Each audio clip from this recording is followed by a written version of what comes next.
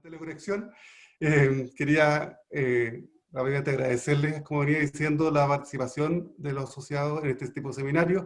Nos preocupa mucho cómo vamos a enfrentar el regreso en plenitud a los procedimientos judiciales en materia civil, que es el objeto de este seminario en particular. El sistema ha estado en suspenso, actuando en una serie de materias, pero en otras, en audiencias y especialmente en términos probatorios, en suspenso, esperando el regreso, el término del estado de catástrofe. Y eso anticipa que vamos a tener grandes desafíos por delante una vez que se haya puesto término a este estado de catástrofe. La dificultad de las actividades ha sido notable. En el mismo proyecto de ley que estamos comentando, se habla que el retraso en la dictación de las sentencias, por ejemplo, en materia civil, que uno pensaría que no hay retraso en la dictación de sentencias, porque es el tiempo que un tiempo apropiado tal vez para que los magistrados puedan dictar sentencias, había una reducción del 45% en la dictación de sentencias. Entonces, hay una afectación en todos los ámbitos que vamos a tener que enfrentar.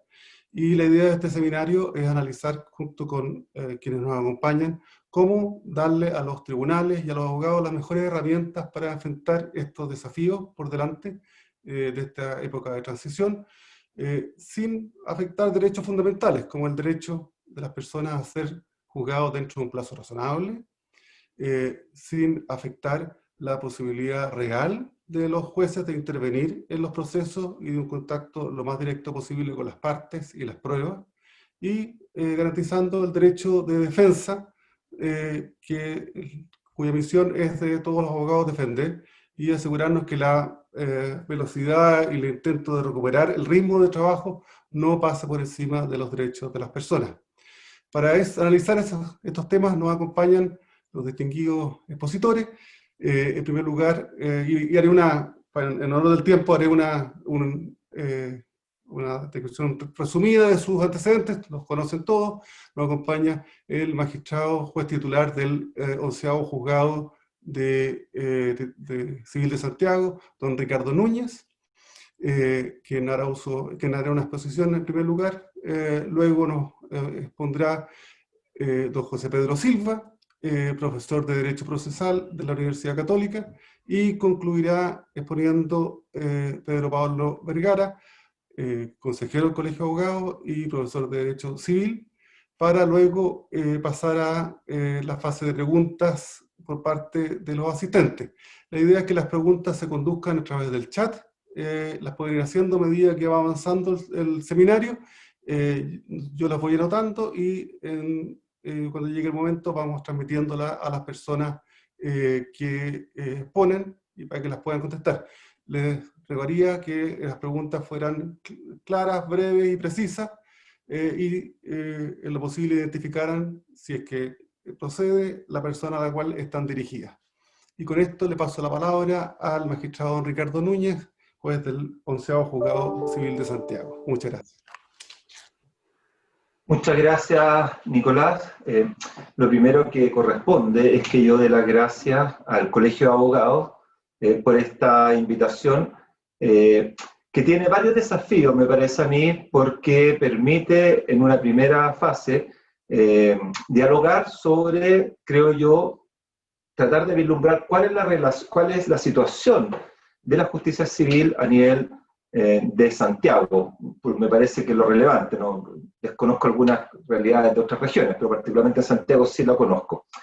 Y en ese sentido, entonces, me parece que estos seminarios permiten intercambiar opiniones, permiten intercambiar visiones, en la perspectiva justamente de lo que nos convoca, que es un proyecto de ley que el Poder Ejecutivo ha ingresado al Congreso para discusión y cuáles son los aspectos que abordan ahí.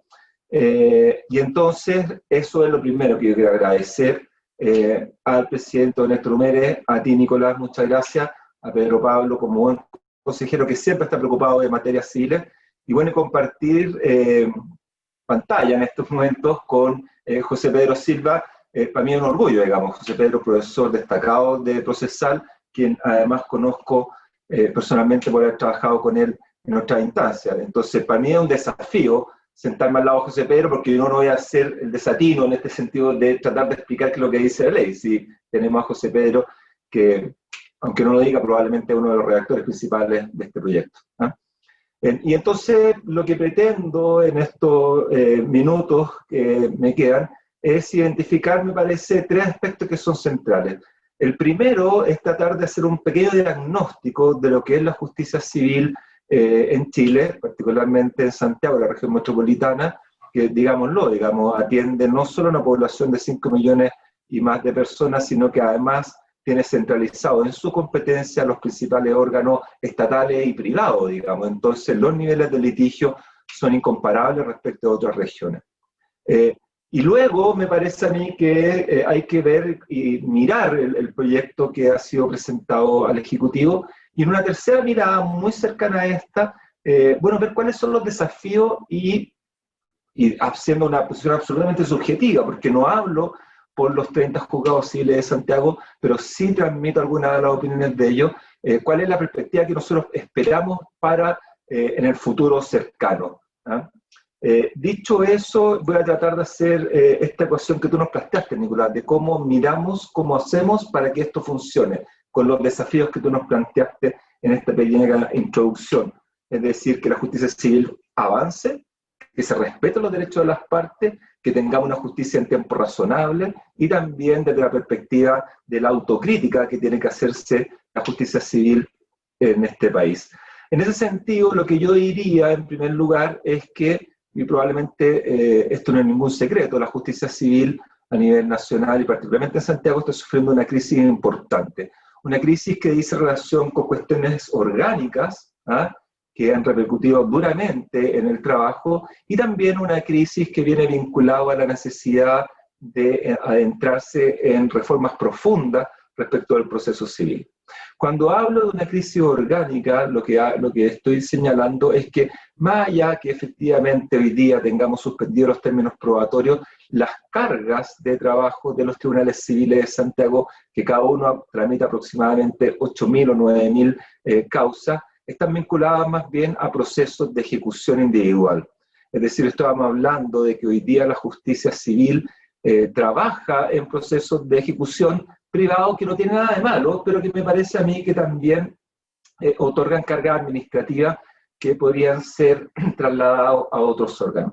En esa perspectiva también, y hablo de una crisis orgánica, tenemos que la judicatura civil pasa y necesita no solo de lo que hoy día son los apoyos tecnológicos a partir de la ley de la tramitación electrónica, sino que además requiere también aportes respecto de duplicar su número. Y solo voy a decir que a partir de lo que es la pandemia y la afectación, la justicia civil se redujo en un 50%. Si teníamos 60 jueces civiles, hoy día tenemos 30, y con perspectiva de que estos 30 asuman toda la carga futura.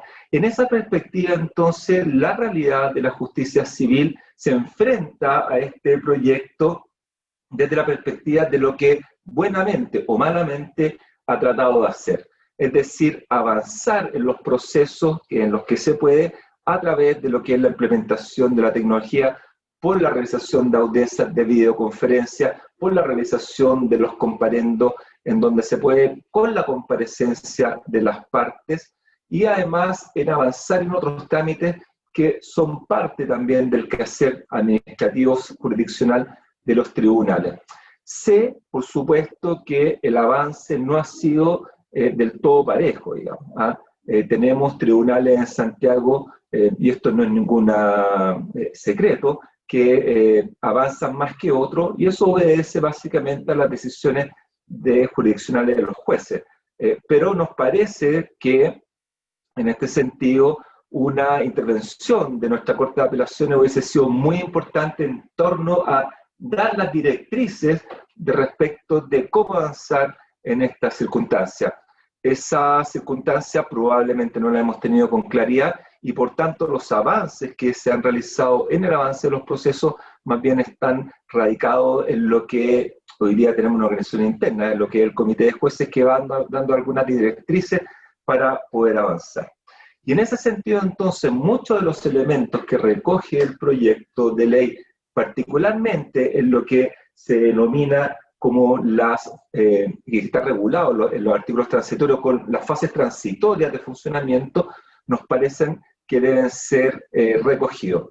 Y en este sentido, creemos, y lo he conversado con algunos otros jueces, pero también en mi opinión personal, creemos que este proyecto debe avanzar más. Debe avanzar más en lo que significa el uso de la tecnología, debe avanzar más en la confianza de que estos medios permitan efectivamente la realización de los tribunales. Probablemente tenemos alguna discrepancia importante respecto de lo que el proyecto denomina prueba viva, que es básicamente la declaración de los testigos, absolución de posiciones y peritos, pero las experiencias que hemos desarrollado respecto de esas pruebas nos permiten decir que razonablemente permiten a los abogados y a las partes una interacción que asegura su derecho. Podríamos decir también que en esa perspectiva quisiéramos ser más, ¿cómo plantearlo? Más ambiciosos. Quisiéramos que esta reforma fuese mucho más ambiciosa de lo que está siendo planteado. Reconozco que efectivamente es un gran avance que ya se plantee el uso de la tecnología para el avance de los procesos, pero también tenemos que tener en consideración que probablemente una de las grandes perspectivas que nos permite seguir avanzando dice relación con que hoy día se permite la interacción de los abogados desde la perspectiva de su facilidad. Un abogado que antes estaba en la ciudad de Punta Arenas, podía tramitar perfectamente su proceso en la ciudad de Santiago. Sin embargo, quedaba limitado a las comparecencias de algunos tipos de comparendo porque tenía que movilizarse. Hoy día la tecnología lo permite. En ese mismo sentido, tenemos una experiencia con lo que ha sido la justicia de la ley 20.720, en que creo yo nos da la perspectiva de lo que estimo yo debiera ser el cambio sustantivo. Esta ley que estamos conversando, este proyecto de ley que estamos conversando, hace radicar en los tribunales, particularmente los jueces, algunas decisiones respecto del avance de los procesos. Y esto es bien importante y relevante, porque cuando asumimos que los tribunales, particularmente los jueces civiles, van a empezar a tomar audiencias por videoconferencia, esto no se trata solo de que el juez esté detrás de la cámara. Por supuesto que eso está muy lejos de lo que debe suceder. Lo que estamos haciendo, o lo que ha pasado en la actualidad, es que el juez se enfrenta a una nueva perspectiva, a un nuevo horizonte. Si antes nosotros estábamos acostumbrados, por lo menos en Santiago, a ingresar a un tribunal en donde veíamos al juez sentado en un estrado y el juez conduciendo 5 o 6 audiencias al mismo tiempo, hoy día la realidad nos pone en que tenemos a un juez exclusivo en la audiencia, porque el juez va a tener que estar mirando directamente y participando en el comparendo o en la audiencia, y eso supone no solo que esté en una actividad pasiva, sino que supone que ese juez, y se lo digo con el conocimiento de causa, ese juez debe tener conocimiento del proceso, y cuando habla conocimiento del proceso, a lo menos tendrá que plantearse con la lectura de la demanda y la contestación, vinculado ya a lograr obtener la claridad respecto del objeto del juicio. Es decir, tenemos a un juez que a partir de lo que es el desarrollo de la audiencia va a tener que estar más preparado, que hoy día están conduciendo activamente las audiencias. Lo que se ha generado entonces, a raíz de esta modalidad nueva de trabajo, es que el juez dejó de ser aquel personaje sentado detrás de un estado que resolvía sobre actas. Hoy día, los jueces que están tomando la audiencia, ustedes lo podrán comprobar, aquellos que han litigado últimamente en los tribunales civiles, se percatan de que los jueces saben qué es la demanda, saben del objeto de la contestación y son capaces en general, diría yo, de, si no plantear directamente a la conciliación y esta no se logra, recibir la causa prueba. El rol del juez, entonces, ha cambiado radicalmente. Ya no tenemos este antiguo funcionario burócrata, sino que lo que tenemos hoy día es un juez que es capaz de tomar decisiones a partir de obtener directamente la lectura de los antecedentes y poder intercambiar opiniones con las partes y los abogados. Yo creo, y con esto voy cerrando en el tiempo que habíamos acordado, yo creo que ese es el gran cambio que ha ido sucediendo en la justicia civil. Y en ese sentido, mi llamado es a no desaprovechar la oportunidad histórica que tenemos. Sé que la reforma procesal civil, lamentablemente, ha sido postergada. Sé que tenemos pocas probabilidades desde el punto de vista económico de restablecerla, pero tenemos hoy día una posibilidad de avance cierto respecto de lo que es la oralidad de las audiencias. Hemos ganado los jueces, hemos ganado a los jueces en estas audiencias, y en esa perspectiva, entonces, lo que puede suceder si seguimos en este camino no pueden ser cosas malas. Es decir, vamos a tener a jueces que en el modelo español son los que relatan en los tribunales supremos la causa, acá van a tener a jueces que conocen y que conocen directamente los antecedentes. Me parece que ese es el camino a seguir. Esa es la postura, por lo pronto, de los 30 tribunales civiles de Santiago, o en su gran mayoría, avanzar en la tramitación de los procesos. Obviamente que nada se compara a tener a los jueces con presencia personal y directa, pero en tanto se pueda también y no involucre la afectación de derechos de las partes, las nuevas tecnologías han llegado para asentar. ¿Estamos al debe de los tribunales civiles de Santiago en alguna materia? Probablemente, no soy ciego ante esa crítica. ¿Podríamos avanzar más colectivamente? Por supuesto, pero bueno, llevamos 6 meses de aprendizaje, transformamos una justicia civil en 2 o 3 días a una justicia presencial, a una justicia de teletrabajo. Trasladar a 600 personas a teletrabajo no ha sido fácil. La respuesta está a la vista. Los procedimientos, en su gran mayoría, se siguen tramitando, y este es el desafío que creo yo nos pone esta ley, es decir, cómo se nos modifica el rol del juez, cómo podemos avanzar en lo que se denomina el desarrollo de las audiencias probatorias y particularmente las audiencias de testigo, la prueba viva. El mejor control para eso son los propios abogados, no son los tribunales. En ese sentido, entonces, la resquemores o problemas que podamos tener se solucionan, y esto está comprobado, por lo menos a mí ha sido la respuesta de los abogados. Esto está comprobado cuando ambos abogados están presentes en la audiencia interrogando a los testigos. Ese es el mejor control de todo esto. Con este ámbito de reflexión y de desafío, entonces termino agradeciendo muchísimas gracias a quienes han invitado a esta participación, y quedo disponible para responder la respuesta que se vayan formulando. Muchas gracias. Muchas gracias, Ricardo. Muy interesante lo que se plantea acerca de cómo esta situación, que parece una dificultad, es también una oportunidad para que los magistrados y los jueces tomen un rol más activo, personal y directo en la conducción de los procesos. Así que se plantea todo un desafío también a los abogados. Con esto quiero pasar la palabra a José Pedro Silva, profesor de Derecho Civil, quien nos va a exponer su visión acerca de esta materia. Muchas gracias. Gracias, Nicolás. Bueno, desde luego, agradecerle al presidente, Héctor Humérez, y a ti personalmente por la invitación. Me siento muy contento de estar entre medio con mis colegas tan distinguidos, y que veo muchos amigos también presentes. Es un privilegio estar hablando en el Colegio de Abogados, al cual ya me he sumado por largos 38 años. Fue tal vez lo primero que hice después de recibir mi título, cruzar la calle y correr a matricularme al colegio hasta el día de hoy. Así que estoy muy contento de estar acá. Bueno, lo primero, esta legislación de la cual hablaba el magistrado Ricardo Núñez es una legislación de emergencia, supuestamente para hacer la posta en la legislación, llamémosla COVID, la 21.226. Se prevé, ¿no es cierto?, que al terminado el estado de catástrofe hay que hacer esta posta, digamos, de hacernos cargo de lo que viene. Entre paréntesis, yo no soy el redactor de la ley ni participé en su redacción, así que le agradezco al profesor, al magistrado Núñez, pero la verdad es que yo participé solamente en la comisión dando ideas, pero el texto realmente fue redactado por el Ministerio de Justicia, y con lo cual tomo una cierta distancia por las críticas que eventualmente voy a hacer más adelante. Me legitimo un poco para eso.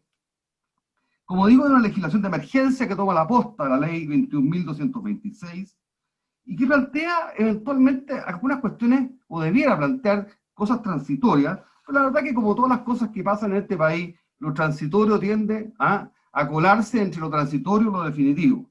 Y evidentemente que aquí hay soluciones, ¿no es cierto?, que tienen una vocación de permanencia que trasciende con mucho el carácter transitorio de esta legislación.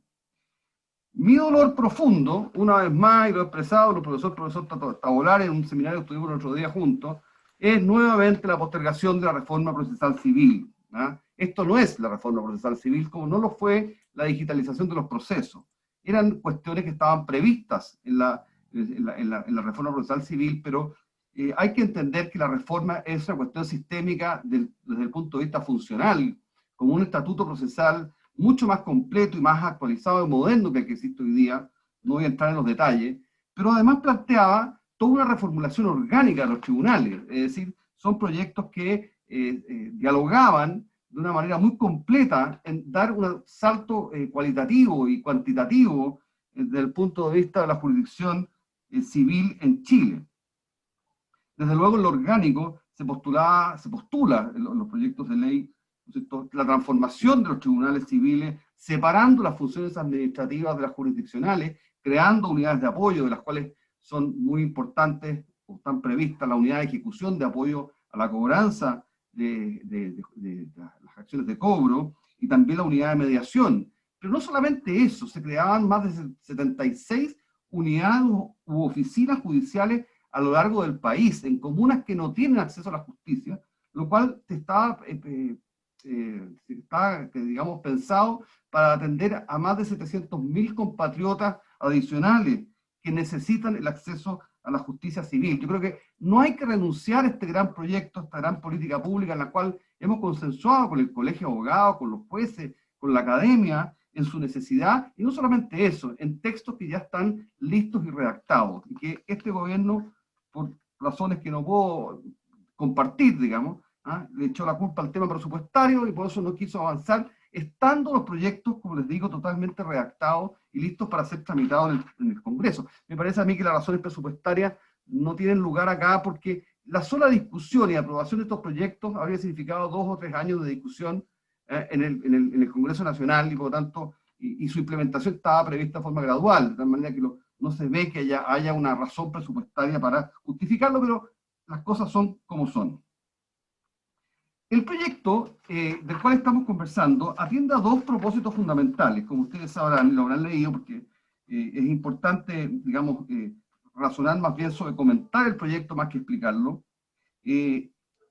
Básicamente se relaciona con la situación de sobrecarga a la cual se ven enfrentados los tribunales una vez vueltos a la normalidad, y lo otro es limitar la presencia física de las comparecientes, de todos los intervinientes en el proceso. Desde luego, en cuanto hay objetivos más logrados y otros menos logrados. En cuanto a limitar la presencia física, indudablemente que la introducción de la videoconferencia es una cuestión, obviamente, que va a ser permanente, en alguna medida, y está previsto incluso en el proyecto, y creo que cambia el paradigma completamente en materia de procedimientos de tramitación judicial, en materia civil en general, en todos los órdenes procesales. Yo hablaba en un seminario hace pocos días de que los tribunales van a ser verdaderos hubs judiciales, es decir, puertos de entrada, puertos que comunican a un juez, eventualmente en su despacho, con abogados situados en regiones distintas, con testigos, ¿no es cierto?, que pueden estar declarando incluso en la oficina del receptor, en una interacción absolutamente virtual, con funcionarios que probablemente van a tener jornadas parciales en sus casas. O sea, esto nos cambia absolutamente la manera de tramitar, la manera de entender la actividad jurisdiccional, y relativiza, obviamente, la presencialidad en todos los ámbitos. Yo creo que todos nosotros como abogados lo hemos sentido, ¿no? Yo en la universidad, por lo menos, hasta la licenciatura la estamos tomando en forma, hay varios profesores acá que lo saben perfectamente, la estamos tomando en forma virtual, a través de esta videoconferencia, sin ninguna, diría, afectación de la situación de los alumnos. Obviamente, esta nueva mirada tiene que ver también con una necesidad. O sea, la justicia hoy día que se imparte es una justicia de masa, no es la justicia, ¿no es cierto?, de pequeñas, de pocas causas que existía, ¿no es cierto?, cuando se implementó este código, sino que hoy día son verdaderas, hoy día los ingresos civiles, y Ricardo me podrá corregir, pero en materia civil hablan de millones, 2 millones de causas en el ámbito civil por lo menos. Entonces, estamos hablando de una justicia de masa en que este auxilio tecnológico pasa a ser muy importante, pero más que eso va a significar para todos los abogados y para los jueces un cambio cultural que llegó para quedarse. El régimen de audiencias que prevé en el proyecto, como ustedes sabrán, se divide básicamente en 3 regímenes. El primero es permanente, o va a ser permanente si se aprueba el proyecto, y tiene un carácter facultativo, es decir, cualquiera de las partes, un abogado en Punta Arenas, puede solicitar alegar desde Punta Arenas una causa en la Corte Suprema o en la Corte de Santiago. Esa es una decisión voluntaria que no compromete a la otra parte, es decir, se podría dar la dualidad de un abogado alegando en Punta Arenas la misma causa con un abogado sentado en la Corte de Apelaciones de Santiago o en la Corte Suprema. Hasta ahí, ¿no es cierto?, quien renuncia a la posibilidad de la presencialidad pareciera ser que no hay reproche en ello. No se contempla en todo caso, en este régimen facultativo permanente, que se pueda rendir prueba testimonial, ¿no es cierto?, porque esa aparentemente se va a regir por las reglas generales, cosa que podría ser discutible. Luego hay un régimen excepcional obligatorio, que los propios tribunales atendían sus propias necesidades y en función de razones de buen servicio, ¿no es cierto?, pueden, ¿no es cierto?, obligar a las partes o establecer, más que obligar a las partes, a comparecer en las audiencias y los alegatos por vía remota. Eso obliga a ambas partes sin excepción, y la única salvedad es que permite, en casos de razones graves o calificadas, como dice el proyecto, que se solicite la presencialidad, en cuyo caso arrastraría a ambas partes a la presencialidad. Esto hablo del régimen excepcional obligatorio, que va a ser parte de las normas permanentes, aunque parezca contradictorio.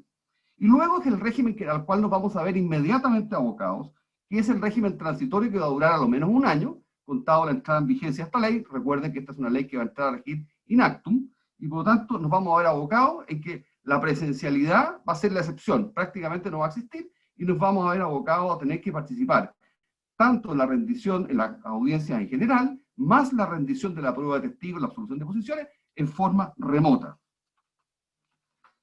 En esta materia se contempla la posibilidad, si bien los abogados pueden actuar, como digo, en forma remota, van a tener que intervenir de esa manera, se contempla que la prueba viva, es decir, los testigos, la absolución de posiciones, sea rendida presencialmente. Es decir, el testigo debe recurrir al tribunal, ¿no es cierto?, ante el cual debe rendir la prueba, sea este o el tribunal exhortado eventualmente, y esa prueba físicamente podría rendirse si las partes están de acuerdo en la oficina del receptor.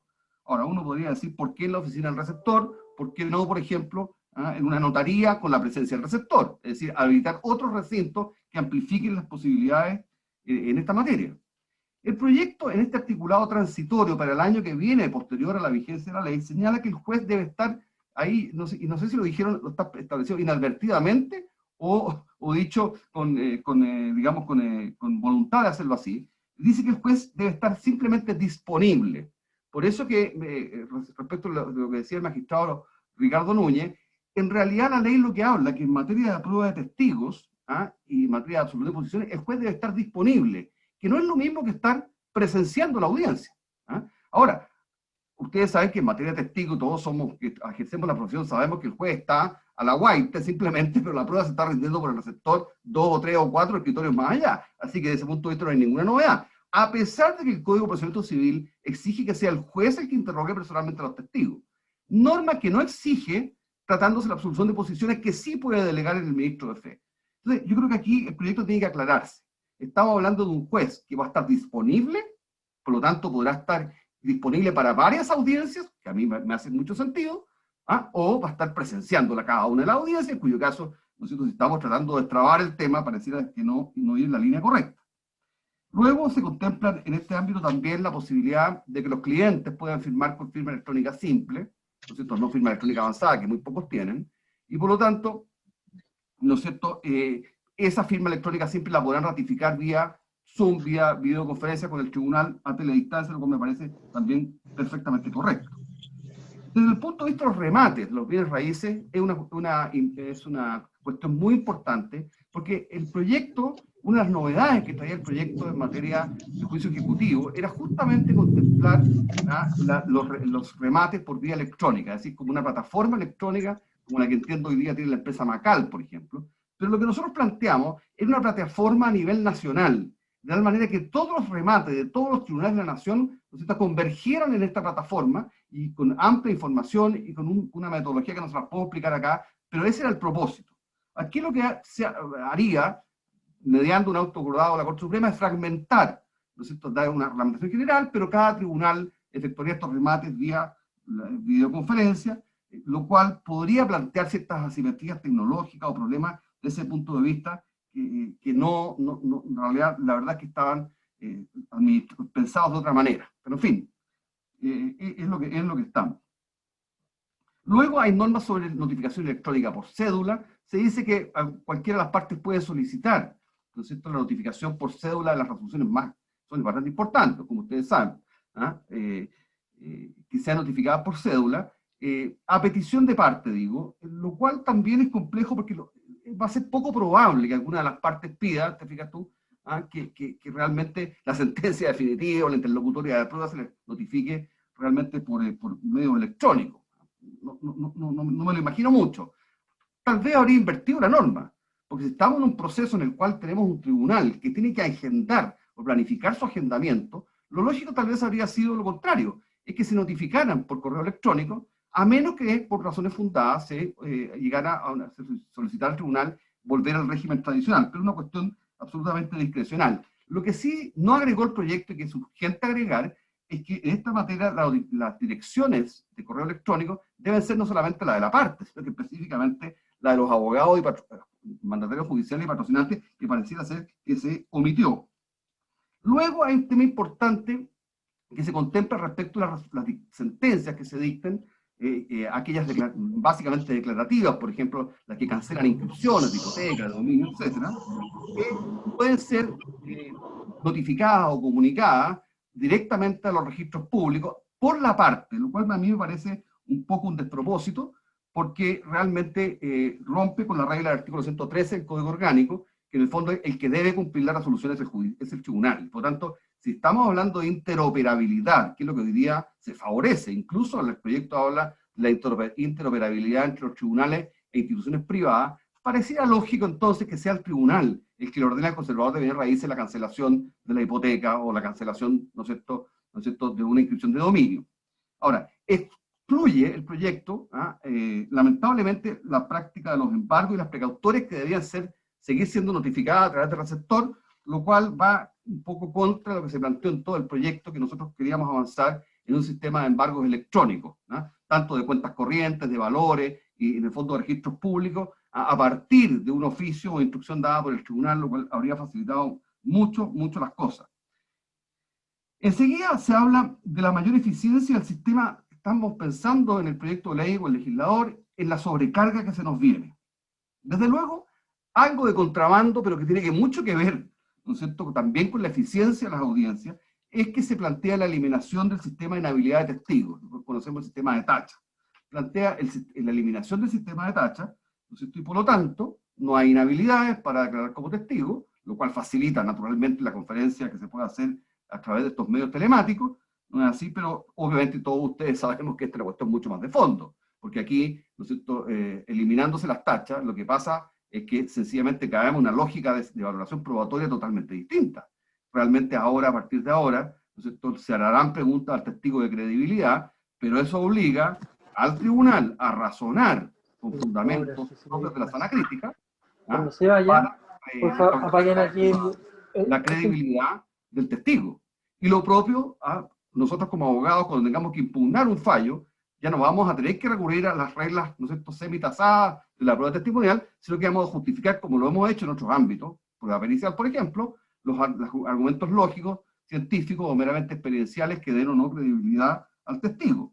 Ahora, una cosa importante que se introduce es la desmaterialización de los documentos. Ustedes saben que los documentos electrónicos se acompañan simplemente subiéndolos al sistema, pero los documentos materiales estábamos obligados a acompañarlos físicamente. Esa obligación se termina y por lo tanto yo puedo acompañar documentos materiales, debidamente digitalizados, al sistema Y si son impugnados, me veo con la carga procesal de tener que acompañarlos físicamente.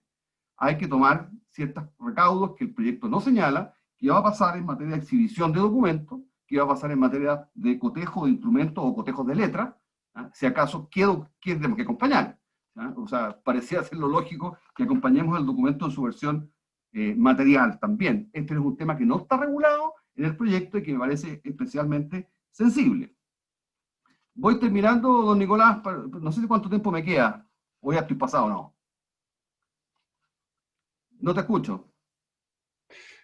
Unos 2 minutos más, 2 o 3 minutos más. Y cerramos. 2 minutos más estoy bien, 3 minutos estoy bien. Perfecto. Mira, lo otro que, para enfrentar la congestión, yo no sé, pero fíjate que yo traté de ubicar datos, porque estamos hablando de una congestión, de un monstruo que se nos acerca, pero no sabemos, no tenemos cómo cuantificarlo. Yo pedí datos a la KPJ, pedí datos para la Corte Suprema, pedí datos por todos lados, y todos hacen los lesos, y nadie dice la realidad. Yo diría preguntas muy simples. ¿Cuántos remates están suspendidos?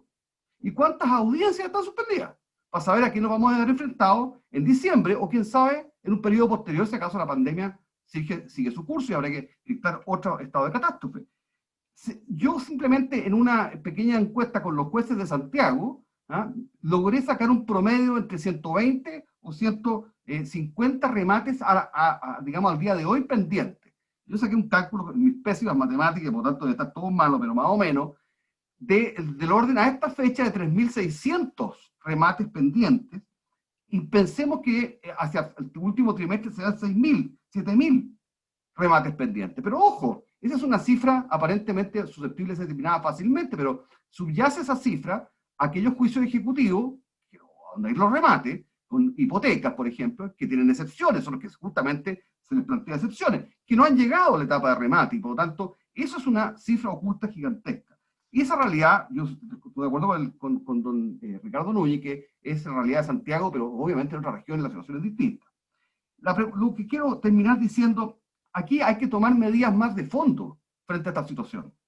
Una medida de fondo que se planteó en el proyecto era activar la mediación, pero activarla de verdad. Se estableció la mediación, el proyecto del Código Procesal Civil contemplaba una mediación en ciertas materias como requisito de procesabilidad. Aquí simplemente se estableció una norma de mediación en términos como una aspiración programática, pero sin ninguna institucionalidad asociada, por lo tanto, digámoslo tristemente, es letra muerta. Era el momento de introducir con forma decidida, hay capacidad en Chile, yo lo conversaba con el Colegio de Mediadores, para enfrentar procesos de mediación. Y eso habría significado un primer elemento de descompresión. Lo segundo es que ya está bien que agilicemos con la tecnología los procedimientos, en fin, y eso es muy positivo. Pero la verdad de las cosas es que enfrentado a esta avalancha, lo que necesitamos es mano de obra. Necesitamos más jueces. Entonces, yo creo, y no sé por qué, bueno, me imagino por qué, tengo una respuesta, pero que evidentemente, de toda lógica, era accionar el funcionamiento extraordinario de los jueces de letra. Es decir, echar a andar el artículo 47 del Código Orgánico que permite la instalación de jueces bicéfalos. No hay ninguna razón para que eso, salvo económica, pero según me sobraron por dentro, había algunos recursillos como para eso. Bueno, la forma de enfrentar la avalancha es con jueces bicéfalos, e incluso uno puede redireccionar, ¿no es cierto?, tratándose de los remates judiciales, la función del oficial primero como subrogante, como secretario subrogante, porque al final, fíjense ustedes, incluso en la reforma, todo el sistema de remate está concebido como una cuestión administrativa.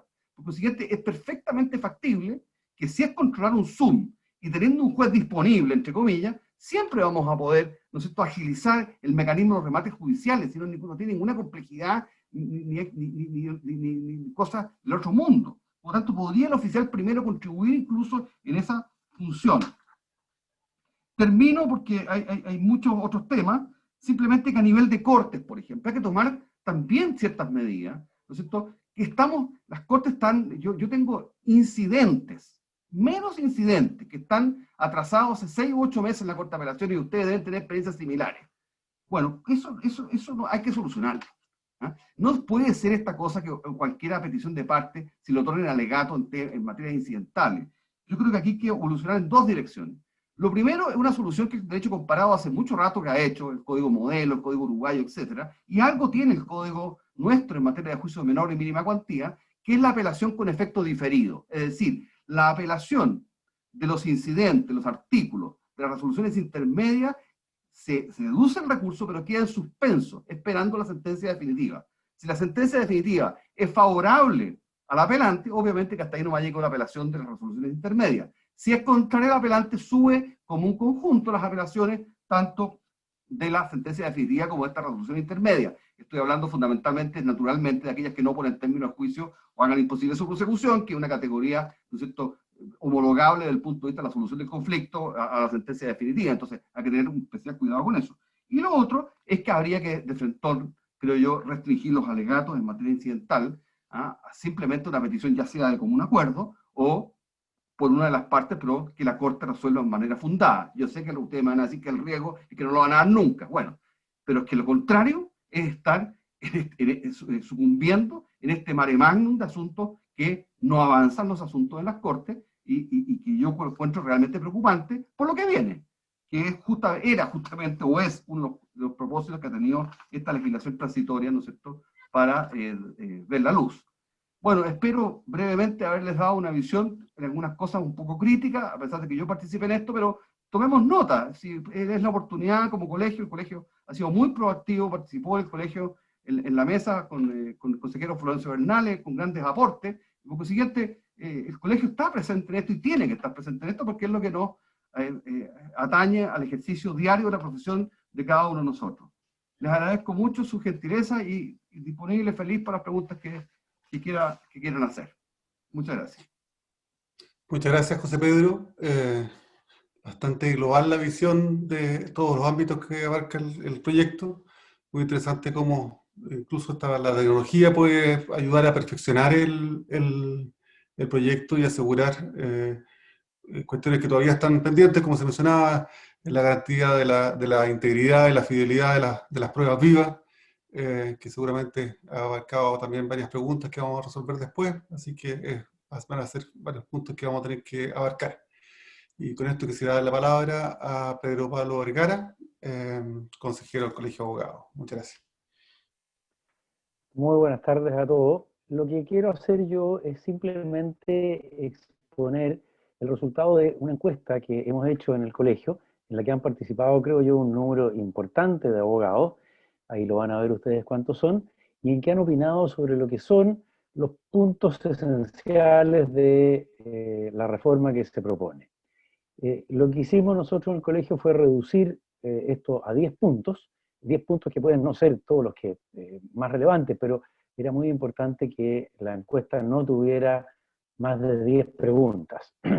Así que, sin más, voy a compartirles la pantalla para que analicemos brevemente qué es lo que fue el resultado, digamos, qué opinan los abogados de este resultado de la encuesta.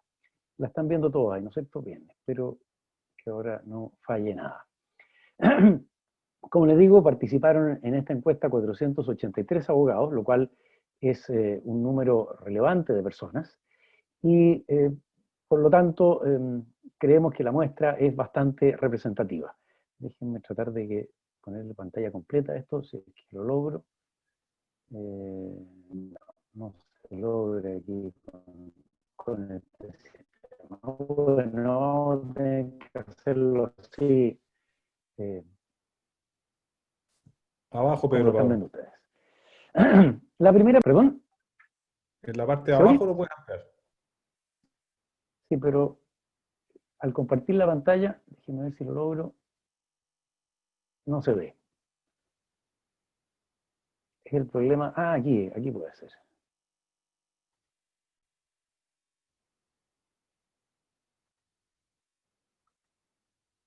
Ya, pero no funciona. ¿Se ve ahí o no? Tampoco. Quedamos peor, parece, ¿no? Bueno, pero no importa. Si lo interesante aquí es tratar de demostrar los resultados. La primera, el proyecto contempla facilitar la notificación por el artículo 44, dejándola a cargo del receptor sin intervención del tribunal. Fíjense que el 58% de los encuestados estima que esto es adecuado, o sea, de que debiera quedar de cargo del receptor simplemente proceder a la notificación por el artículo 44, cuestión que es bastante discutible. La segunda pregunta que se hizo es si se estaba de acuerdo en que los alegatos en las cortes se hagan por vía de teleconferencia. Y fíjense la cantidad de abogados que están de acuerdo en cambiar el sistema. Un 62% quieren ya no volver a alegar de esta manera en las cortes, sino que hacerlo por esta vía de las teleconferencias, lo cual llama bastante la atención, creo yo. En tercer lugar, la pregunta de si creen que la teleconferencia actualmente implementada por los tribunales asegura las garantías de los abogados en estos alegatos, el 72,8% estima que sí. O sea, de que el sistema de teleconferencia que se ha implementado por los tribunales es el adecuado, digamos, es el que se necesita para poder finalmente, digamos, ahora me quedé yo ciego. Ahí cambió, ¿no es cierto? No, nada, bueno. Ahí había funcionado. Había funcionado antes, pero se ve bien. Ya. O sea, el 72% de los abogados cree que esta es una buena manera. ¿Cree que este sistema deba emplearse para recibir la prueba de testigo? Aquí la cosa cambia un poquitito. Ya no hay tanto entusiasmo en esta materia, porque, como ustedes ven, hay una mayor resistencia a que esto se haga así. Hay muchos, o sea, un 20% cree que sí, debe emplearse el sistema de teleconferencia, un 35% cree que no, pero un 42% cree que sí debe hacerse, pero tratando de asegurar que no se produzcan, digamos, abusos procesales. En esto le hemos pedido a los abogados que nos den aportes. Tenemos muchos aportes, por eso tenemos que trabajarlo, así que se los vamos a dar a conocer apenas hayamos trabajado el resultado de esta encuesta. Un porcentaje muy importante de abogados, como pueden ver ustedes ahí, más del 55%, cree que las medidas adoptadas durante la emergencia deben transformarse en definitivas, 49,07%. En particular, la realización de todas las audiencias por sistemas de teleconferencia. Ahora, eso sí, en esta, un 39% es un poquitito más reticente, o sea, en esta andan, como ustedes ven en el gráfico, un poco más cerca los dos sistemas. Esta es una pregunta que yo sé que a mi amigo José Pedro y a Nicolás también les va a sacar urticaria, es si se estima adecuado que se sigan haciendo reformas parciales al Código de Procedimiento Civil, atendido a la previsible demora que experimentará la dictación de un Código Procesal Civil, y José Pedro nos acaba de reiterar lo que todos ya sabemos, de que es muy difícil que, por lo menos en lo que viene, vayamos a tener una reforma procesal civil relevante. Y fíjense que un número importante de abogados, el 73,29%, cree que así debe hacerse. O sea que es preferible que parchemos nomás el código. Le pusimos ahí, eso sí, dos materias muy importantes, pero creen que, dado que no vamos a tener todavía un código procesal civil, bueno, tratemos de modificarlo. Y fíjense el enorme porcentaje que opina de que los cambios más importantes deben hacerse en materia de prueba de peritos, y quedó bastante impresionado este número. Prácticamente un 80% de los encuestados en procedimiento civil interina la reforma en materia de prueba de testigos y en materia de prueba de peritos. Me llamó la atención este enorme porcentaje, porque yo pensaba de que había un número mayor de abogados que pensaban, no, mire, no sigamos tocando el Código de Procedimiento Civil, lleguemos a lo bueno que es el Código Procesal Civil, y en fin, y mientras tanto acostumbrémonos a seguir con esto, y no, casi un 80% de los encuestados estima que es mejor ir haciendo estas reformas. Una de las cuestiones que está en el aire y que por eso las preguntamos es el juicio sumario. Yo he oído en esta materia las opiniones más disímiles.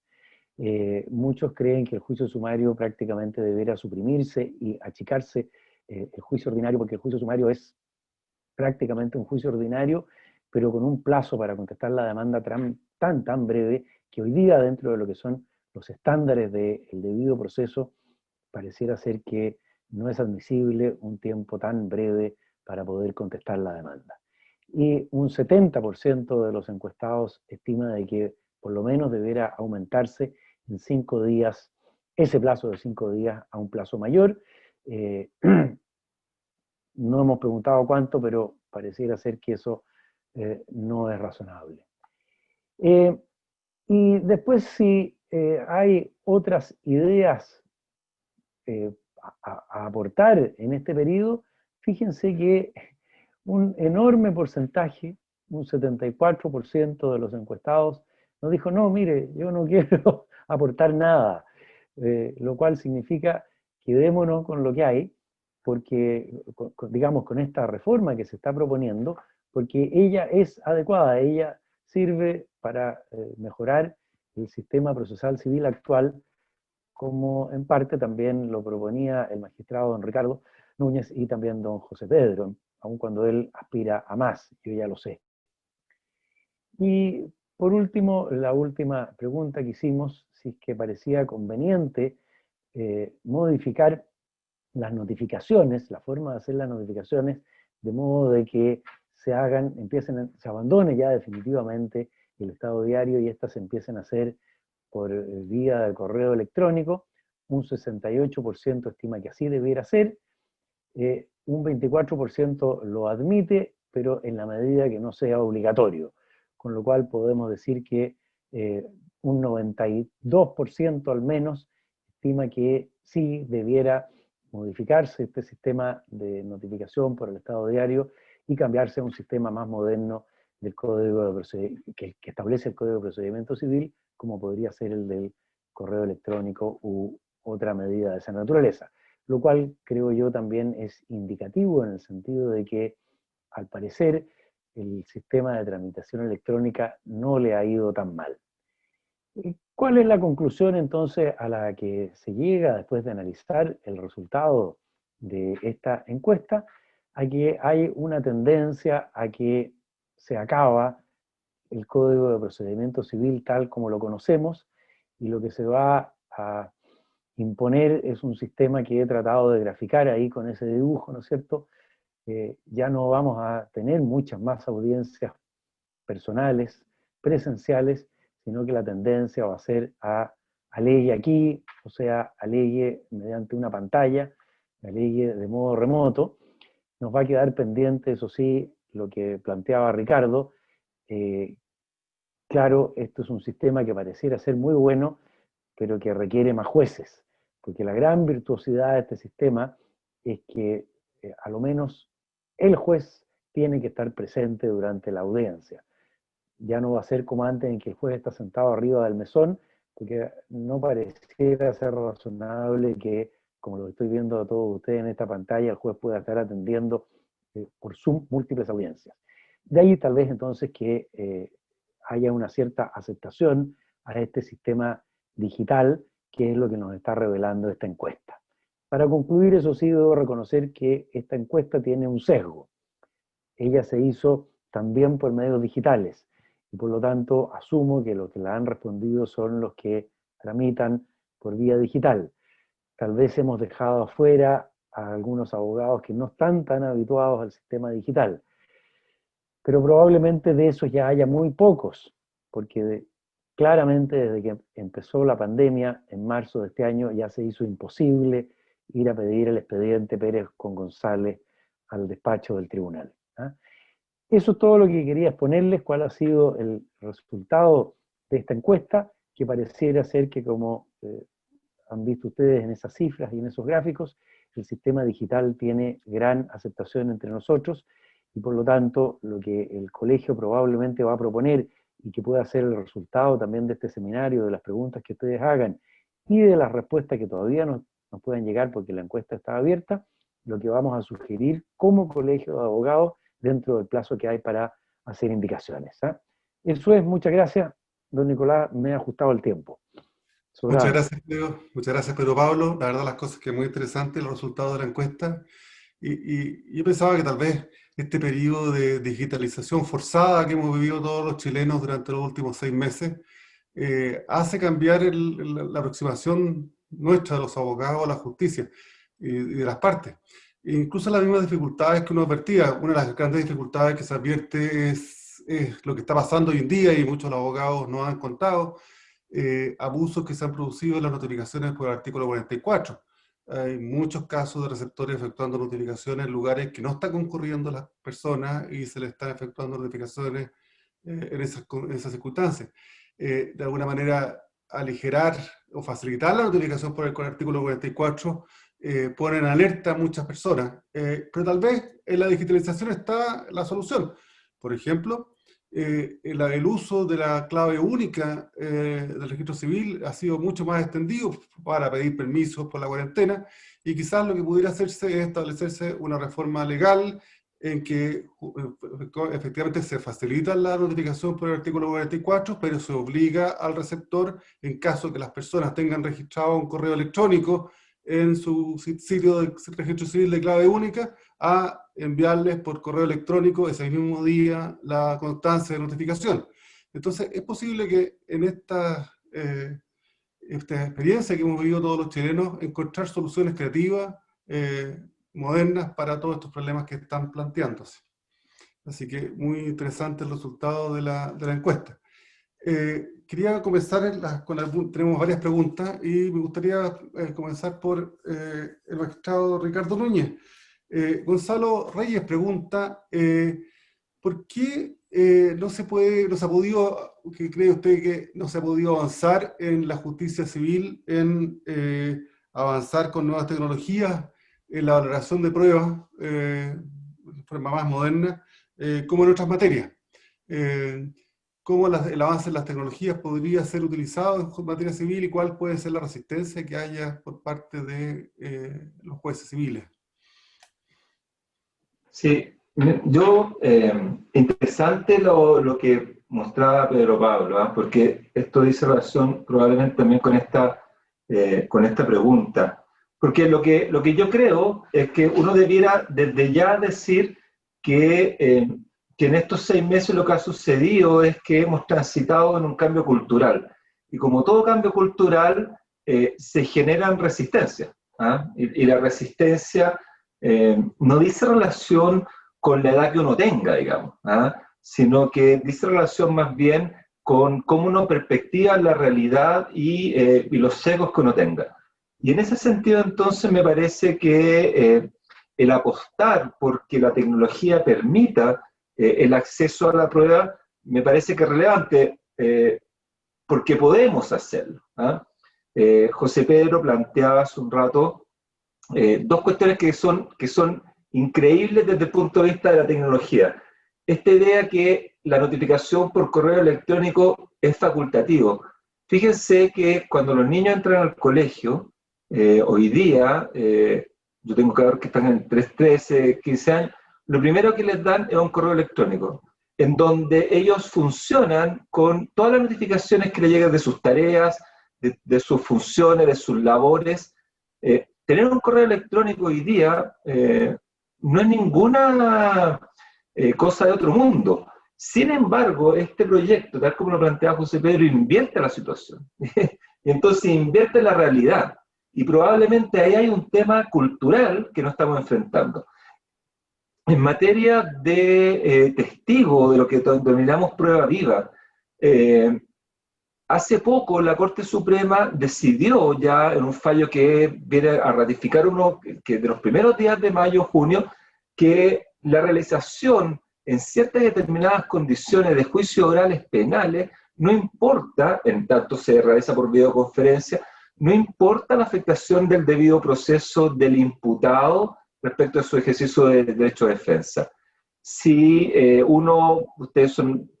todos sabemos, digamos, que la exigencia penal de condena más allá de tu duda razonable, cuando en materia civil es la convicción.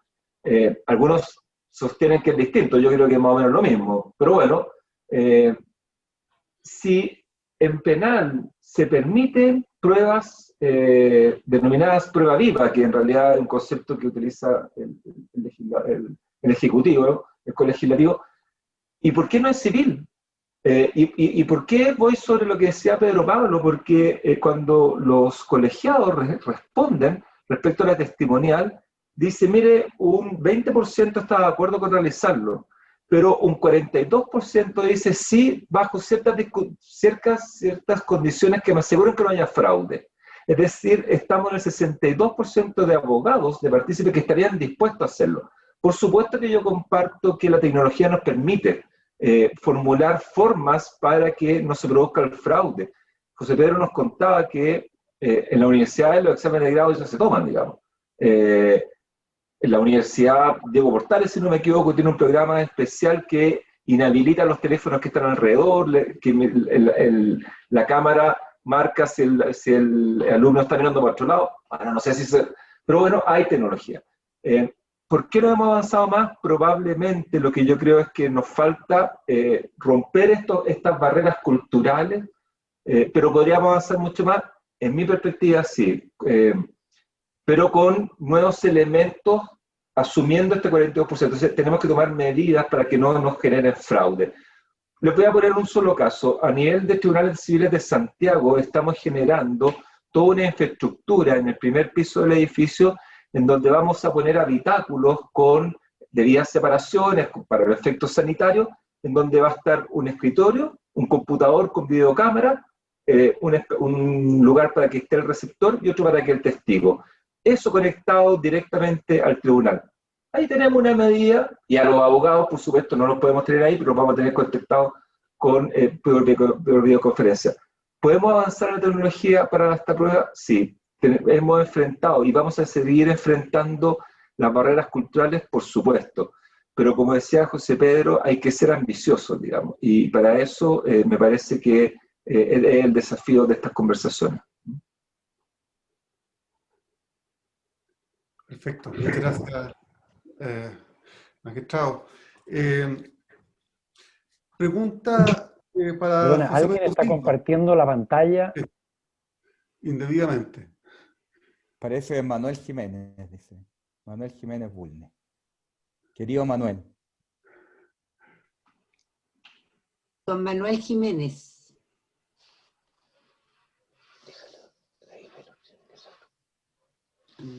Bien. Mientras tanto se regulariza eso. La verdad de las cosas... Lo frágil del sistema. Pero, y siguiendo esa misma idea, lo que mencionaba magistrado, cuando vimos las experiencias que se han visto en otros países, porque fuimos a ver experiencias en otros países de cómo se han enfrentado, y justamente la solución que planteaba, lo que están haciendo los tribunales civiles es lo que se realiza en España. En España, frente a la regulación no ha sido muy exitoso los españoles, pero por lo menos la idea es buena.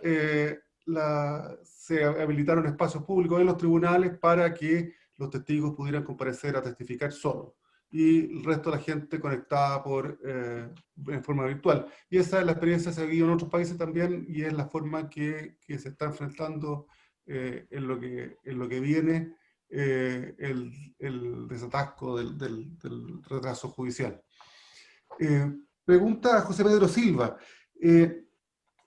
Si este cambio en la forma de recibir las pruebas invita a modificar el sistema de prueba legal o tasada vigente en materia civil hoy en Chile. Uno puede presumir cuál va a ser la respuesta, pero le doy el micrófono a José Pedro. Yo creo que hay esas cosas como que se repiten, digamos, como mantra, de que el sistema procesal civil es un sistema de prueba tasada. La verdad es que no es así. No es así incluso como está hoy día.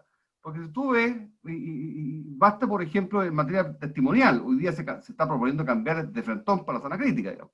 Pero si tú ves, por ejemplo, en materia de prueba de testigo, todas las reglas, entre comillas, que da el código, son reglas que redundan al final en un discernimiento que hace el tribunal. 2 o más testigos contestes en el hecho, legalmente examinado y sin tacha, podrán constituir plena prueba. Por lo tanto, hay un grado de discernimiento propio del tribunal. Ahora, si tú lo trasladas a la prueba documental, la verdad es que los únicos documentos, o pruebas en sentido amplio, que tienen prueba arreglada o tasada, son los que dan cuenta de actos jurídicos. Hay un universo gigante de documentos que estamos acostumbrados nosotros a acompañar a los procesos, que no tienen tasa. La fotografía, los documentos meramente informativos, los documentos reproductivos, todos aquellos documentos que nos dan cuenta de actos jurídicos, no tienen regulación de tasa probatoria en el Código Civil. Vamos evolucionando a la prueba de peritos, etc. Lo que quiero decir con eso es que hoy día el estándar, en realidad, es un estándar de sana crítica, directa o indirectamente. Es lo que el proyecto hacía, que era sincerar de una vez por todas, y dejando fuera la sana crítica por razones de tráfico jurídico, los instrumentos solemnes, las escrituras públicas, porque ahí hay una cuestión de seguridad jurídica que hace, ¿no es cierto?, privilegiar, darles un valor, ¿te fijas? Pero en el resto, evidentemente que la sana crítica es y debiera ser la regla. Hoy día, por ejemplo, no se entienden normas, por ejemplo, como la apreciación comparativa de los medios de prueba, que está en el artículo 429, 28, por ahí, que dice que en caso que hayan 2 o más pruebas contradictorias, el juez elegirá la que crea más conforme a la verdad. Imagínate, ¿qué significa eso? En circunstancia que es una garantía del debido proceso, de luego la motivación de la sentencia y el razonamiento que el juez debe, ¿no es cierto?, efectuar en torno a la credibilidad de los medios probatorios. Por lo tanto, a la respuesta es indudablemente que tenemos que avanzar al sistema de la sana crítica, que advierto es muchísimo más exigente, y sobre todo en materia testimonial, porque establecer la credibilidad del testigo a base de las reglas que tiene actualmente el CPC no es tan complejo. En cambio, discernir a base de elementos, por ejemplo, que aporte la ciencia, como de la psicología del testimonio, si lo que dice el testigo es verosímil o no, es un esfuerzo mucho mayor para los jueces y va a ser un esfuerzo mucho mayor para nosotros como recurrentes el día de mañana o impugnando la sentencia en el aspecto probatorio. Eso sería mi respuesta, Nicolás. Muchas gracias, José Pedro. La verdad, las cosas que uno, lo que ve en la experiencia, es que la sana crítica, más que significar un relajo de la exigencia respecto a la situación actual, significaría probablemente un aumento de la exigencia en la fundamentación de la sentencia. Muchas preguntas para el magistrado Ricardo Núñez. Hay mucha expectativa respecto a la visión de los jueces de esto. La pregunta, si se permite el mayor control, si esta actitud más proactiva, más presente de los jueces permitiría un mayor control acerca de la admisibilidad de las pruebas en cuanto a su pertinencia, a la utilidad, a medida que va siendo presentada. Imagino yo, tanto en cuanto a la prueba misma como al desarrollo de la prueba, las preguntas que se formulen en las interrogaciones, etc. Sí, mira, en este sentido, yo creo que esto básicamente es un tema relativo al control de la prueba previa.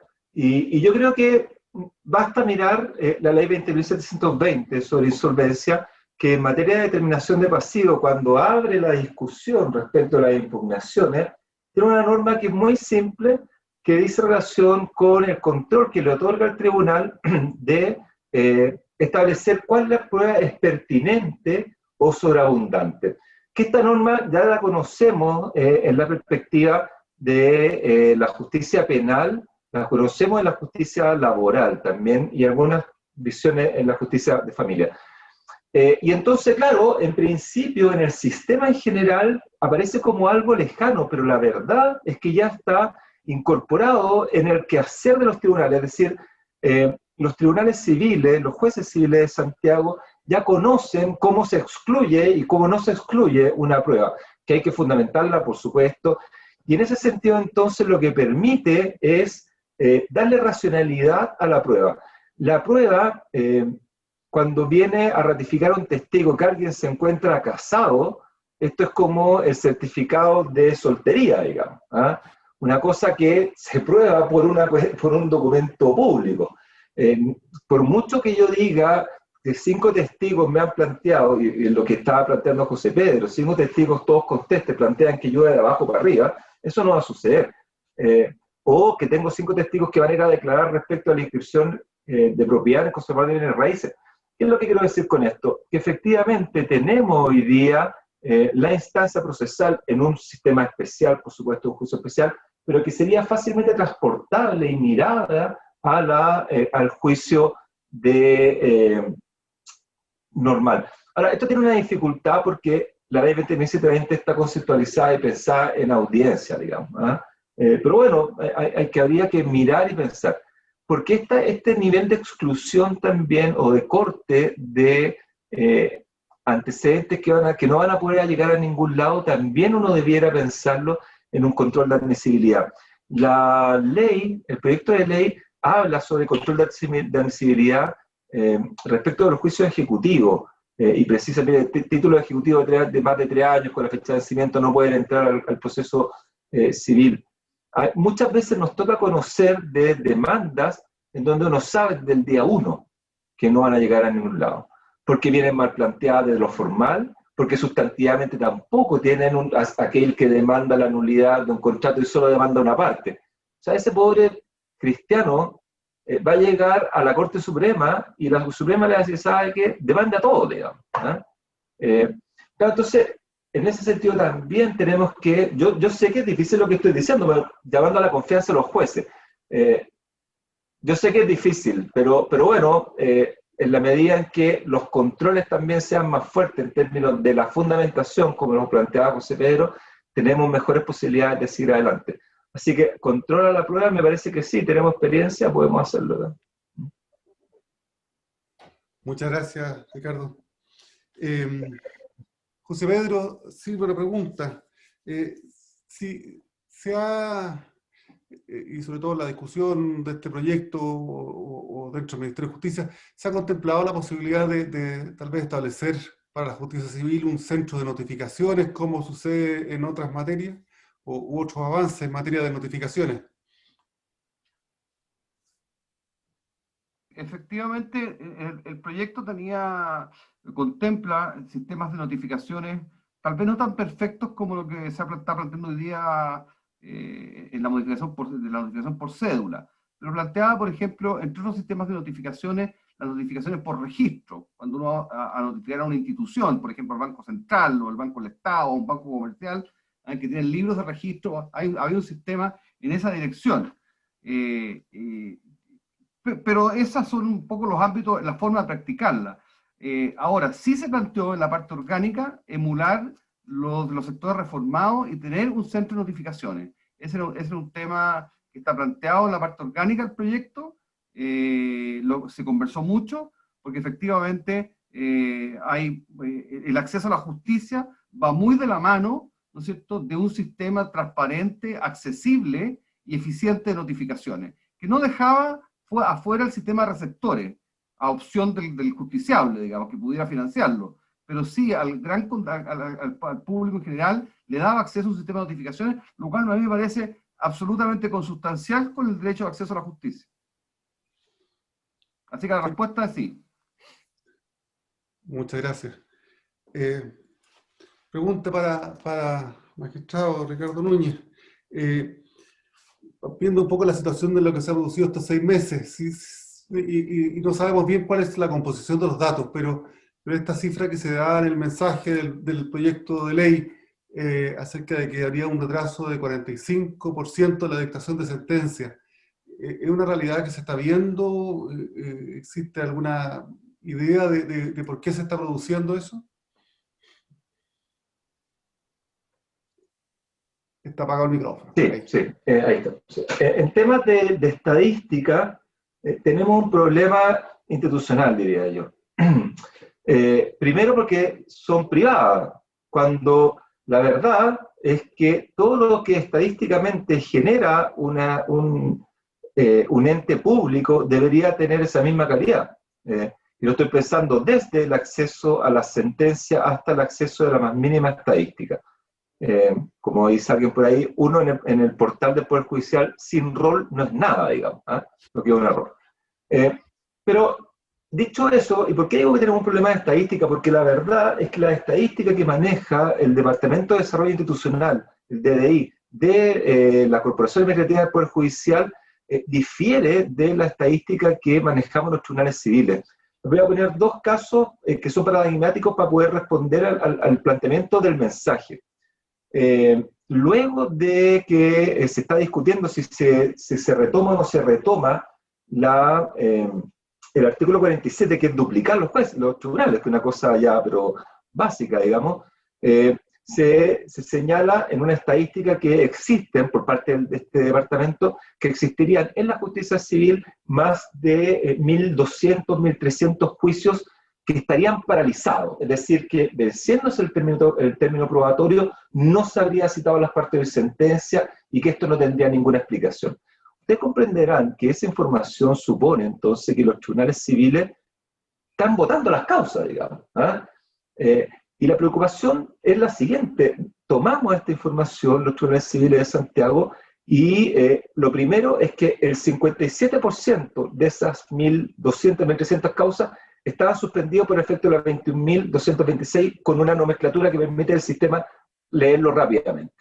Y el otro 43% está suspendido por otras razones, es decir, porque hay pruebas pendientes, porque se están tramitando o simplemente incluso se habían citado fallos.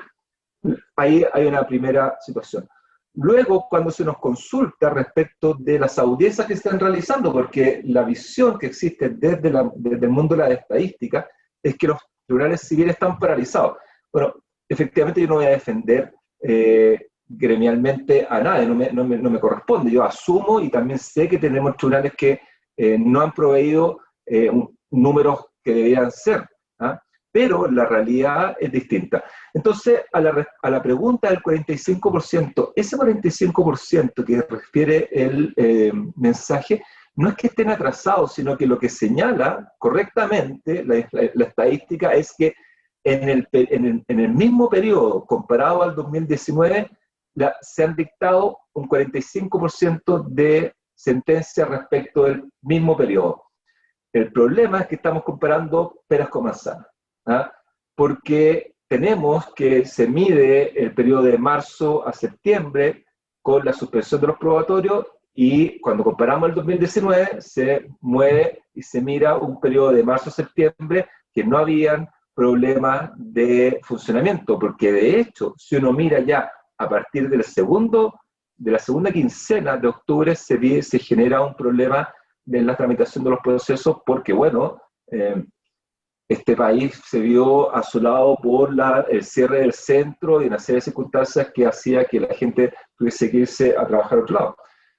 Entonces tenemos un problema serio de estadística, lo que no significa que pudiésemos mejorar mucho más, digamos, pero eso es un lado. Y lo otro es que hoy día estadísticamente los tribunales han avanzado en el retardo que tenían en la dictación de las sentencias, porque a partir de estos tiempos que tenemos, digamos, de supresión de probatorio, se han implementado planes de trabajo para atacar justamente esas sentencias que tenían más de 6 meses o en estado de dictarse sentencia, y ello no ha ocurrido. Muchas gracias, Gustavo. Quisiera plantear una pregunta para los tres, aprovechando que tenemos toda esta audiencia con abogados. Y la duda es, hay mucho temor en algunos casos de los abogados que plantean, por ejemplo, con cómo asegurar la integridad de las audiencias de prueba en los testigos. Cada uno es capaz de sospechar los peores de los fraudes inmediatamente. Entonces, la pregunta es, ¿cómo podremos colaborar los abogados? ¿Cómo podemos contribuir los abogados a que eso, a evitar eso? ¿Y cómo podrían establecerse herramientas eficaces para controlar de raíz eso? Tal vez uno piensa que tal vez será el momento para establecer, ampliar las facultades disciplinarias de los jueces en materia de responsabilidad disciplinaria de los abogados, y tal vez establecer fuertes sanciones al abogado que durante el desarrollo de una audiencia testimonial se comunicara por cualquier vía con el testigo. Entonces, una pregunta abierta para los tres que tal vez quisieran ver cómo pudiéramos los abogados tal vez contribuir en esto. Si quiere empezamos, José Pedro, si quiere empezamos contigo. Sí, mira, yo El proyecto tiene, tiene un resguardo, digamos, es que hay varias cosas que cautelar. Lo que dice el proyecto que se acaba de presentar, en este periodo de excepción, que la prueba, ¿no es cierto?, se va a poder rendir en el tribunal, por lo tanto tomando los resguardos para que no haya, digamos, comunicación entre testigos, etcétera, que es lo lógico, o en la oficina del receptor. O sea, se está confiando en que el receptor de las mismas garantías, pero siempre y cuando esa recepción de prueba haya sido solicitada de común acuerdo. ¿Ah? Ahora, yo pienso de que perfectamente eso podría hacerse también en una notaría con el mismo receptor, con que amplifica las posibilidades de infraestructura, ¿no? Ahora, lo que cautela en el fondo el fraude, por llamarlo así, en ese aspecto, es que las partes estén de acuerdo, porque si no están de acuerdo, esa prueba testimonial ha de rendirse en el recinto del tribunal. Y ahí están las garantías propias del tribunal. ¿Ah? Buenas o malas, pero ahí están. Y lo otro tiene que ver con el registro. La forma como está planteado el registro en este periodo de excepción de un año, está planteado en que el receptor graba, ¿no es cierto?, en voz y eventualmente también en imagen, la prueba de testigo, le entrega un pendrive, un documento, un soporte a las partes, o lo envía o lo pone a disposición, y la parte que presenta al testigo o al absolvente, o que recaba que solicita la diligencia, tiene la carga procesal de transcribir esa, digamos, declaración dentro de un cierto plazo y acompañarla al tribunal sujeta a la objeción y al control de la parte contraria. Esa es la lógica del proyecto. Es un poco complejo, yo lo he visto mucho y seguramente muchos de los que tramitamos nos toca algunas veces el tema de tramitar en sedes arbitrales, que efectivamente ese sistema se usa mucho, ¿eh? En el sentido de que declara al testigo, se le graba la declaración y después llegan las transcripciones y nos cruzamos transcripciones vigilando, chequeando que estamos hablando de lo correcto. Eso es lo que este proyecto arbitró. Ahora, en eso, yo no sé si es buena o mala la solución, o si se les va a imponer una carga muy pesada a los abogados. Yo tal vez habría preferido, digamos, sencillamente dejar el registro audiovisual de la declaración testimonial. Pero también es cierto que si el juez, eso funciona en el sistema oral, en que está el juez preceptivamente y bajo sanción de nulidad presente en la audiencia. Pero en materia civil eso no ocurre. Por lo tanto, el juez no tiene idea. Entonces lo obligaría a revisar los audios de cientos, de decenas de testigos. Y ahí yo creo que no hay tiempo humano que resista. Entonces, hay que buscar un mecanismo de transcripción, ya sea que lo haga la parte, o que lo haga el receptor bajo el control de la parte, o que eventualmente sea un servicio que otorgue las notarías de transcripción. ¿Ah? En lo demás yo creo que los recaudos están bien tomados, porque si fuera unilateral nomás la presentación del testigo en la oficina del receptor, ahí se prestaría para cualquier tipo de fraude. Pero para que eso ocurra, tienen que estar las dos partes de acuerdo. Y por tanto la confianza depositada en el ministro de Fe tiene que ser bien particular y en fin. Así que yo creo que dentro de lo que se puede, los recaudos están tomados. Ahora, frente al fraude, usted sabe que incluso los mismos tribunales, cuando la otra parte no llega y se atrasa 10 minutos, ¿ah? El receptor ya empezó con la interrogación y lo tiene prácticamente. ¿Ah? Pero ese tipo de cosas es un poco inevitable. ¿Ah? Por eso que el común acuerdo me parece que el control que podamos tener nosotros en esa materia. Muchas gracias, José Pedro. Pedro Pablo, ¿alguna idea en este punto? Yo creo que, muy brevemente, aquí hay que tratar de partir, como se hace en otros países, por el acuerdo de los abogados. Y lo acaba de decir también José Pedro. Si las partes se ponen de acuerdo en ciertas medidas, lo que debe hacer el tribunal es admitirlas.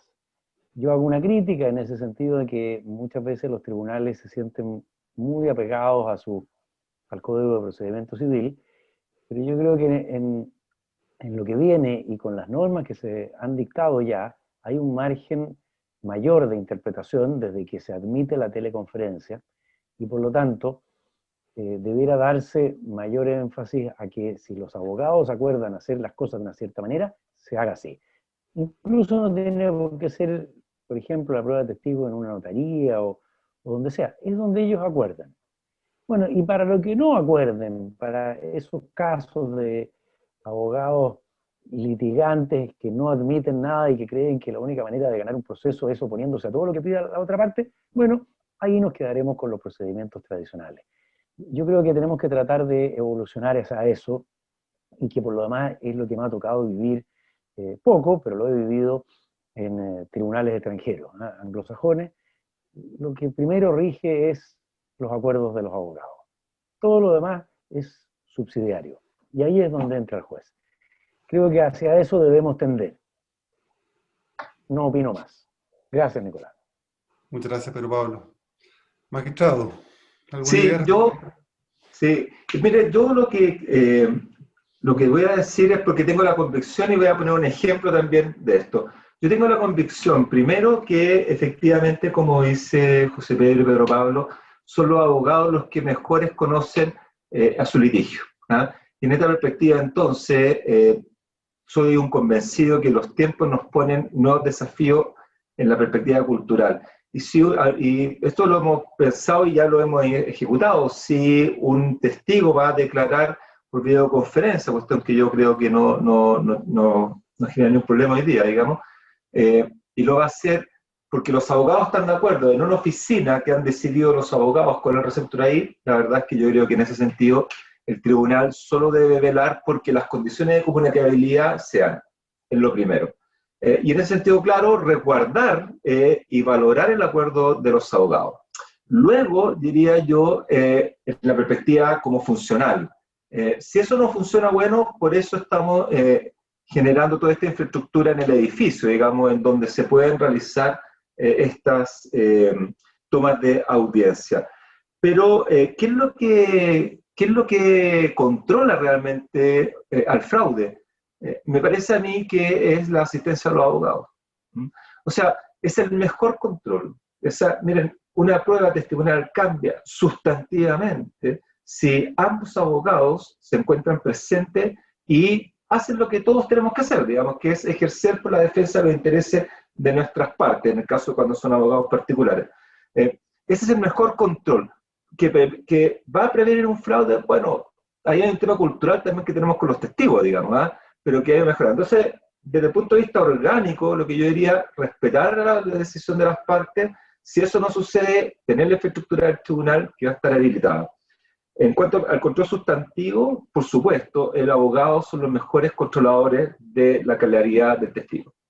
Y lo que decía José Pedro respecto al registro, miren, nosotros en el tribunal en donde yo trabajo, desarrollamos el año pasado, con el acuerdo de las partes, de los abogados, una serie de testimoniales que eran, por un lado, testimoniales que eran testigos extranjeros, por tanto, hablaban el idioma extranjero, se grabaron, se transcribieron al idioma extranjero y después se tradujeron al español. Todo eso quedó grabado. Luego hicimos el experimento con 2 o 3 causas, también con la comparecencia de los abogados, en donde grabamos las audiencias y después se transcribían y se acompañaban a los 2 o 3 días valorados y certificados por las partes. No tuvimos ningún problema. Salvo un abogado, claro, que se opuso y que, dijo que esto no era posible, que se grabara y posteriormente se transcribiera. Vuelvo sobre los problemas culturales. Creo yo que en el futuro, la norma transitoria que plantea que se toman y se graban, y además queda registro de audio y video, y luego se transcriben, es la solución para este tema. Y porque además, y con esto termino, es realmente en donde uno ve la prueba testimonial, porque para que usted diga cómo qué del receptor mata una prueba. O sea, no tiene ningún sentido, digamos. Eso está bien en el 1930, pero en el 2020, para que sea una prueba real, tiene que tener la posibilidad de contrapreguntarse, y la velocidad en la respuesta da mucho de veracidad.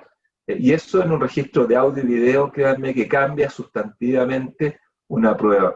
Eso diría yo respecto de la prueba testimonial y los registros, la exigencia. Bueno, con esto vamos a cerrar las de preguntas, y sin antes agradecer muy sinceramente las exposiciones, la participación de los 3 expositores. Han estado, por lo menos desde mi punto de vista, muy ilustrativos acerca de la realidad del sistema y la capacidad para enfrentar los tiempos que vienen. y también agradecer la activa participación de todos los asistentes al seminario. El colegio va a organizar seminarios para el resto de las materias, materia familia, materia penal, de cómo ir avanzando en esta época. Esto es un trabajo que recién comienza, así que vamos a determinar que vamos a seguir con la encuesta, vamos a seguir incentivando la participación de los asociados y de todos quienes puedan colaborar. Y agradecerles mucho de nuevo a los expositores. Y con esto damos por cerrado el seminario hasta una nueva oportunidad. Muchas gracias. Muchas gracias por la invitación. Gracias por la invitación. Gracias a todos los que asistieron y han tenido la paciencia de permanecer. Muchas gracias.